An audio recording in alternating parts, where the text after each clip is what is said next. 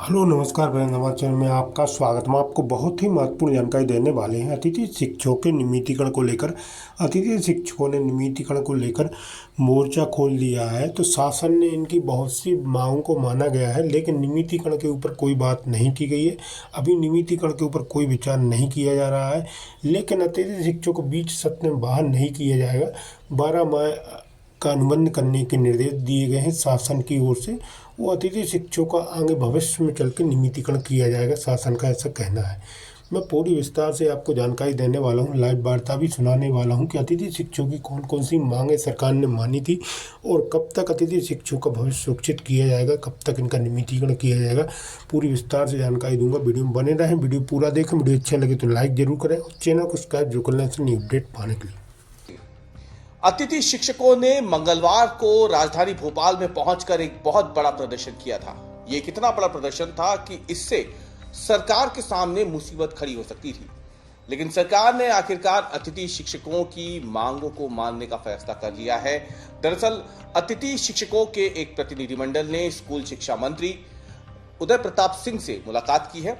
इस बैठक के बाद अतिथि शिक्षकों ने बताया है कि उनकी लगभग सभी मांगों को मान लिया गया है, सिवाय एक मांग के।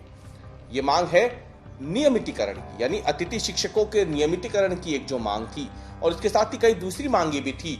उन सभी मांगों को सरकार ने मान लिया है, जिसके बाद अतिथि शिक्षकों ने अपना प्रदर्शन वापस ले लिया है। हालांकि राजधानी भोपाल में आज कोई बहुत बड़ा प्रदर्शन नहीं हुआ, लेकिन अतिथि शिक्षकों ने यह साफ कर दिया था कि अगर मीटिंग सरकार के साथ जो हुई है उसमें कोई फैसला नहीं हो पाता है तो फिर प्रदर्शन जारी रहेगा। यानी अतिथि शिक्षक एक बार फिर भोपाल आते, प्रदर्शन होता और शायद इस बार उनकी पुलिस से एक तरीके देखा जाए तो ज्यादा बहस हो सकती थी, धक्का मुक्की हो सकती थी।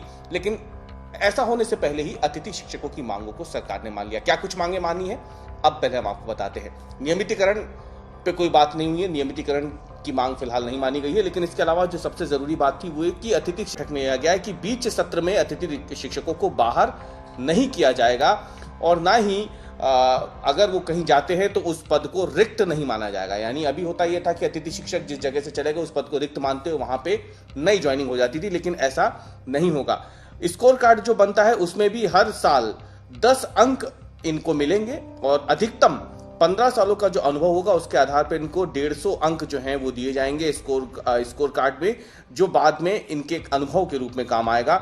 इसमें आने वाले समय में उच्च पद प्रभार की जब बात आएगी, ट्रांसफर की बात आएगी या ज्वाइनिंग की बात आएगी, या अतिशय शिक्षकों के कारण जो अतिथि शिक्षक बाहर हुए होंगे स्कूलों से, उनको न केवल चॉइस फिलिंग में मदद मिलेगी, प्राथमिकता तो दी ही जाएगी, लेकिन अनुभव के आधार पर स्कोर कार्ड जब उनका बड़ा होगा तो ऐसे में उनको सहूलियत होगी आने वाले समय में नई ज्वाइनिंग के लिए भी और तमाम दूसरी सहूलियतों के लिए।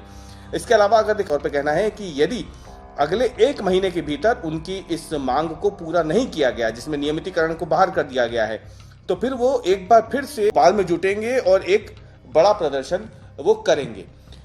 कुल मिला के देखा जाए तो एक बहुत बड़ी विपदा जो है वो सरकार के ऊपर से टल गई है, क्योंकि अतिथि शिक्षक बड़ी संख्या में भोपाल पहुंचे थे और ये पहली बार था जब अतिथि शिक्षकों ने इतनी बड़ी संख्या में राजधानी भोपाल में आकर के शक्ति प्रदर्शन किया हो और एक तरीके से अपनी ताकत दिखाई हो। अब जो इनकी मांगे मान ली गई है, नियमितीकरण को छोड़ करके देखना यह है कि नियमितीकरण पे सरकार अब कब फैसला लेती है और अतिथि शिक्षक क्या ये जो मांगे उनकी मानी गई है इससे संतुष्ट होते हैं या आने वाले समय में वो नियमितीकरण की मांग को लेकर के एक बड़ा प्रदर्शन कर सकते हैं, ये देखना होगा।